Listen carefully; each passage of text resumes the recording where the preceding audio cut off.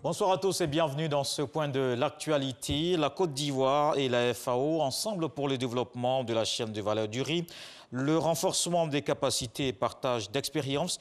Le ministre de la promotion de la riziculture, Gaussou Touré, et le représentant résident de l'Organisation des Nations Unies pour l'alimentation et l'agriculture ont signé ce mercredi à Abidjan un accord. Cette convention permettra à la République de Corée de mettre en œuvre au profit de la Côte d'Ivoire un programme sur 36 mois, un projet d'assistance à la production du riz. Le parc national du Banco au cœur d'Abidjan, il accueille entre 20 000 et 30 000 visiteurs par an.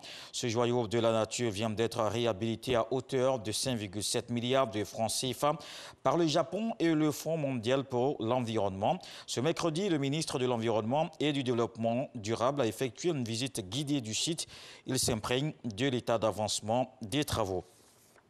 Premier exercice de grande envergure à la future Académie internationale de lutte contre le terrorisme de Jacquesville. Une séance qui a mis en exergue la coordination opérationnelle des unités spéciales ivoiriennes dans une situation de prise d'otages. Durant une dizaine de jours, les hommes ont acquis de nouvelles techniques, comme on peut le voir dans ce reportage de Abou Sanogo. Le calme qui régnait sur le littoral vient d'être rompu. Des civils seraient pris en otage par des terroristes à l'intérieur d'un bâtiment. Alertés, les forces de défense et de sécurité organisent l'intervention. Dans l'urgence, un poste de commandement mixte force spéciale unité d'intervention de la gendarmerie nationale est mis en place. Les unités spéciales à bord de véhicules blindés convergent à la hâte vers le site, débarquent et prennent position. L'opération de libération d'otages est enclenchée avec efficacité et prudence. L'unité d'intervention de la gendarmerie nationale en première ligne investit le bâtiment. Pris à partie, le premier plastron est neutralisé, le rez-de-chaussée est sécurisé. Au même moment, les forces spéciales héliportées une fois au sol se rendent au poste de commandement point briefing. Après plus d'une heure d'assaut, les unités spéciales et de sécurité ont repris le contrôle du bâtiment.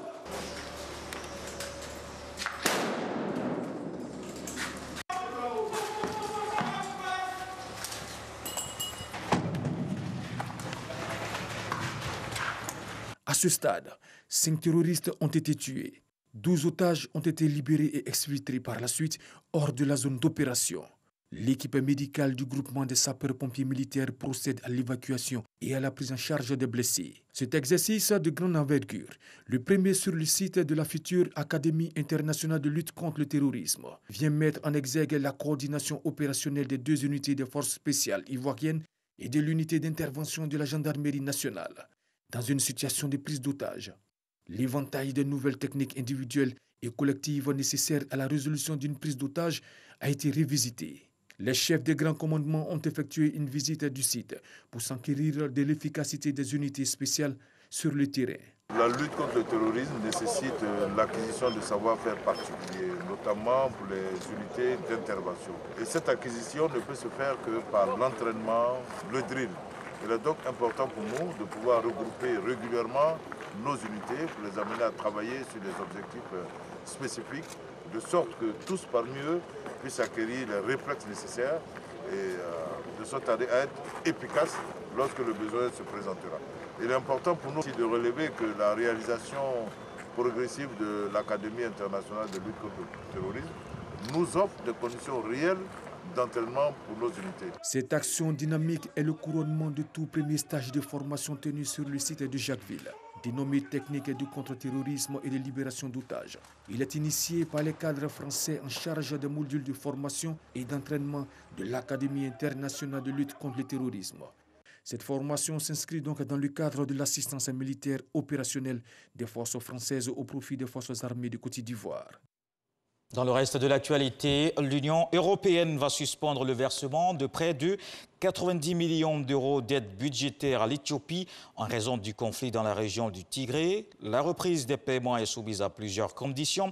Les autorités éthiopiennes doivent notamment garantir un accès humanitaire total pour permettre aux acteurs d'atteindre les populations dans le besoin conformément au droit humanitaire international.